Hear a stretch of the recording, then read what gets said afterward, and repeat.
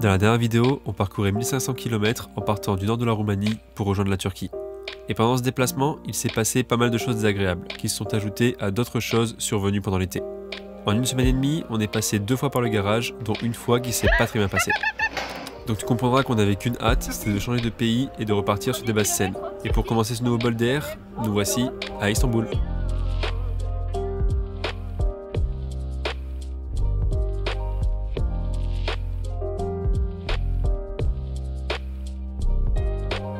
Ça y est, on est enfin arrivé à Istanbul. Depuis une semaine et demie qu'on s'était dit qu'on quittait la Roumanie et qu'on traçait en Turquie pour commencer une nouvelle page de notre voyage. On va passer 10 gros jours dans cette ville avant de partir à la découverte du pays. On voit Tiffen et Mathieu ce week-end, on passe un bon bout de semaine juste tous les deux et en fin de semaine on a des amis qui viennent nous rendre visite à Istanbul directement depuis la France. On sait qu'il y a plein de choses à faire à Istanbul mais on ne sait pas encore ce qu'on va faire, mais tout ce qui compte c'est qu'on soit arrivé dans cette ville, que ce soir on retrouve Tiffen et Mathieu pour boire un verre.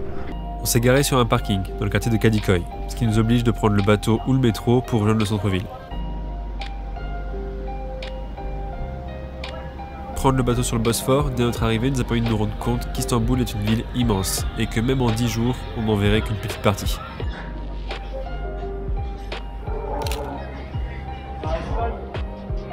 Ça faisait 2 mois qu'on n'avait pas vu Tiffen et Mathieu et on en a profité un maximum.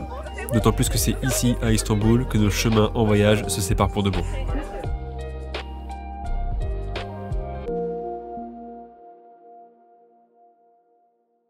On est garé ici, dans le quartier de Kadıköy. Bon, sur ce parking, il y a beaucoup de monde maintenant parce qu'on est samedi. Mais on est vraiment bien placé, on est super proche de tous les transports. Je vais te montrer à quel point on est proche des différents transports qui peuvent nous amener partout dans Istanbul. Déjà, on est au fond du parking, donc il faut marcher à peu près 100 mètres pour en sortir. Une fois dehors, on prend notre petit simit qui sera notre petit déjeuner de la journée. Et on continue de marcher environ 150 mètres pour arriver au bateau. Voilà, on est arrivé. Donc on est super bien placé, dans le quartier de Kadıköy, du côté asiatique. Juste ici, en face du Bosphore. Pour que tu vois à peu près, on est ici, au sud d'Istanbul. Et pour que tu comprennes un peu mieux pourquoi je dis asiatique, à l'ouest c'est l'Europe et à l'est c'est l'Asie. Bref, on ne pouvait pas être arrivé en Turquie et ne pas avoir bu notre premier chai. On s'est aussi essayé au café turc, mais ça c'est moins notre tasse de thé. Et la cuisine turque, quelle grande découverte. Autant te dire qu'on se fait plaisir et pour pas trop cher en général.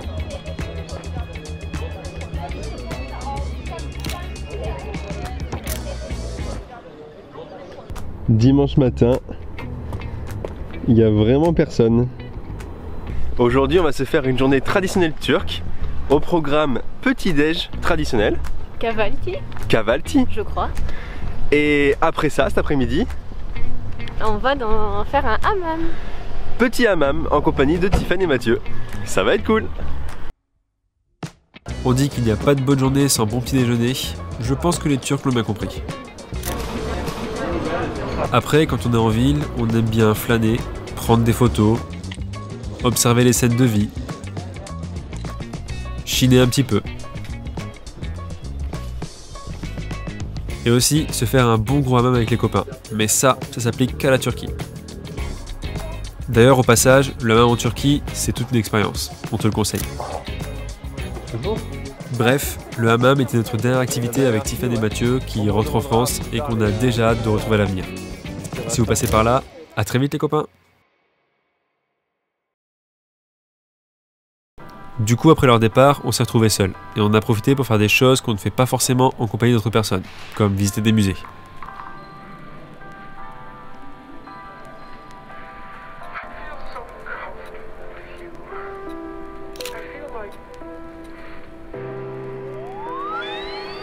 Là, c'est la galerie Arter, qui est très intéressante, avec des œuvres chouettes et d'autres moins compréhensibles.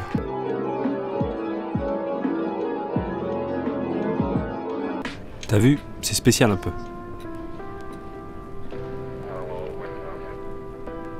On aime aussi beaucoup se promener dans les marchés. Ça nous a permis de découvrir le marché aux épices d'Istanbul notamment.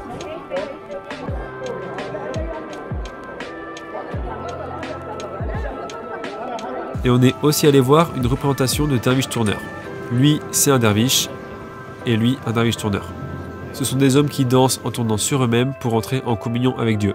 C'est assez unique et ils dansent sur ce genre de musique. Bref, une expérience.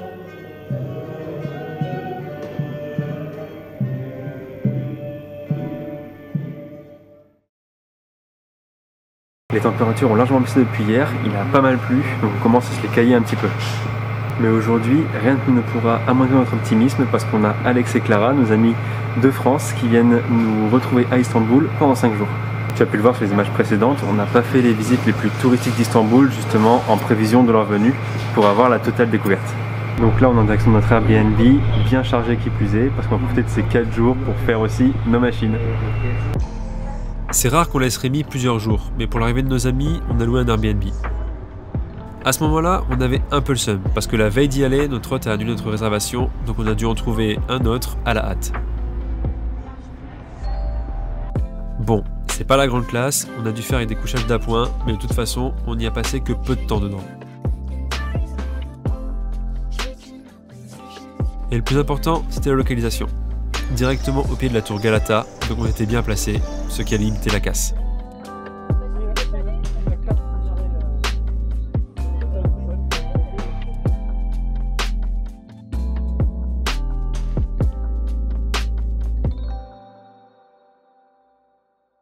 Première journée avec les copains. Aujourd'hui on s'attaque à du lourd. On commence par la mosquée Sainte-Sophie. On va sûrement aller voir la mosquée bleue aussi après, le Grand Bazar. Bref, les trucs les plus touristiques. C'est parti!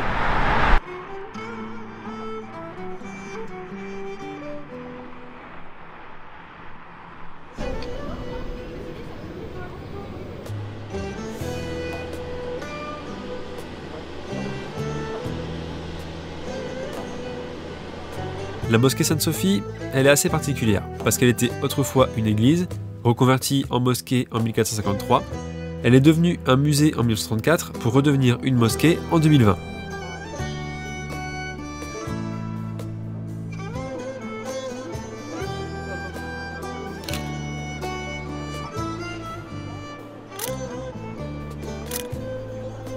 Pas loin de Sainte-Sophie, tu as le palais de Topkapı, qui est peut-être le plus gros site à visiter à Istanbul, mais qui coûte la bagatelle de 28 € par personne si tu veux voir le palais et le harem. Après, au-delà du prix, ce palais est incroyable, et même si ça nous a fait un peu mal de payer aussi cher, il faut vraiment visiter ce palais.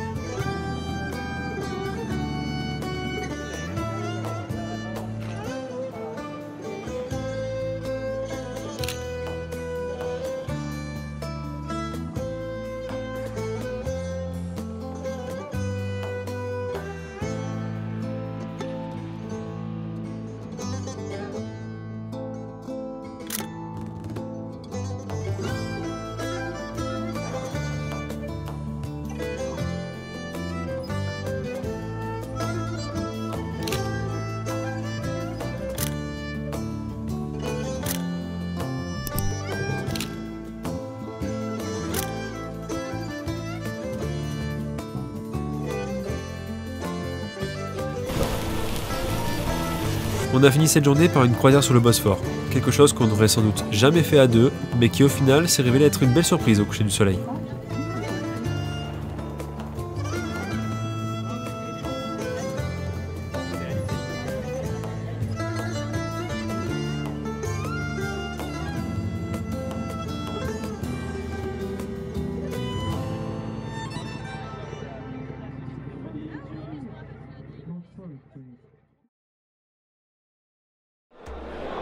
On a bien évidemment visité le Grand Bazar, et je dois dire que c'est une expérience à vivre. C'est très vivant comme lieu, du coup c'est aussi très bondé. On est au Grand Bazar et c'est un labyrinthe immense. Alors si tu cherches des souvenirs, de la céramique ou des jeux en bois, des pâtisseries, des épices, des bijoux ou des tapis, t'es au bon endroit, parce que tu as des centaines de boutiques qui en vendent. C'est quand même l'un des plus grands bazars au monde et tu peux très vite te perdre dans ces petites ruelles. Juste pour information, c'est 65 rues intérieures, 21 portes pour y accéder et pas loin de 3600 boutiques. Donc tu peux vraiment prendre ton temps à te perdre dans les ruelles et à te surprendre des trouvailles que tu peux faire.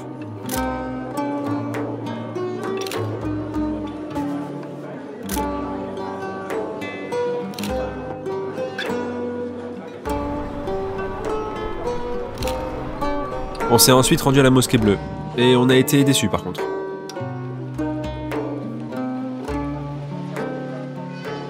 Elle était complètement en travaux, tout était sous protection et caché, donc on ne pouvait rien admirer. Tant pis, il faudra revenir dans quelques années pour voir le reste. En revanche, le mausolée de la Mosquée Bleue était incroyable. Les mosaïques et les couleurs qui s'en dégagent, superbes. C'est trop bizarre, ici on n'a pas le droit de filmer ou de prendre des photos avec nos caméras. Du coup, je dois faire avec mon téléphone.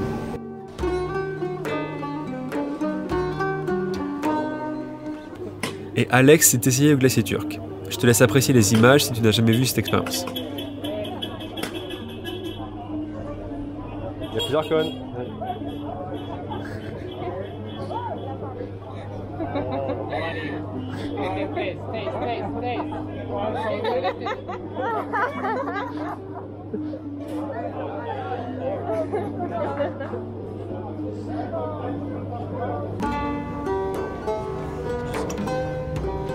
Et on a conclu leur passage à Istanbul avec un bon petit restaurant avec vue sur la ville.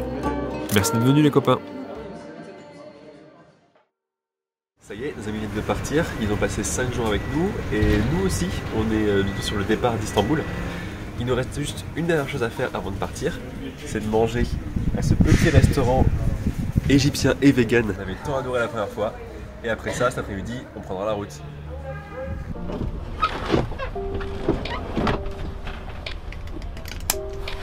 Ça fait 10 jours qu'on n'a pas fait ça. Comme une horloge.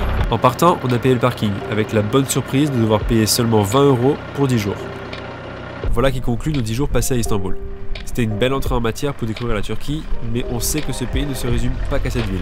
Donc on a trop hâte de continuer notre aventure en Turquie. Sur ce, j'espère que cette vidéo t'a plu. Elle avait un rythme un peu différent du fait que j'ai préféré prendre du temps à kiffer avec nos copains plutôt que prendre du temps à filmer. En tout cas, si elle t'a plu, n'hésite pas à me le faire savoir. Et moi je te dis à la prochaine pour la suite de nos aventures en Turquie. Gulé gulé!